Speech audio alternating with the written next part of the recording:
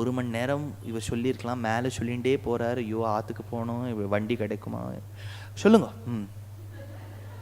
அடுத்த குணம் வந்துடும்.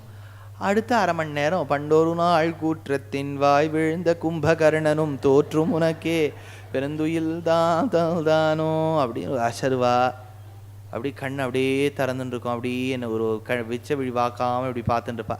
இப்படி பார்த்தாலே தெரிஞ்சுப்படும் ஏதோ இவ யோக நிதிரையில் இருக்கான்னு தெரியும். அதனால் 3 குணங்கள் நமக்கு கலந்துருக்கிறாப்புல ஹிரண்யகசிபுவுக்கும் அந்த குணம் உண்டாம்.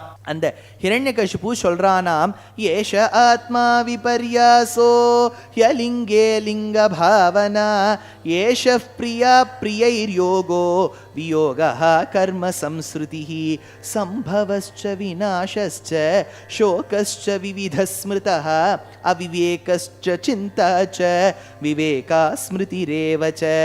அப்பதான் சொல்றார், அப்பா உஷீனர அப்படிங்கிற ஊரில் ஒரு ராஜா சுயஜ்ஞன் இருந்தானாம். அவன் போன உடனே அவன் பத்னி அப்படி அழுதாளாம்.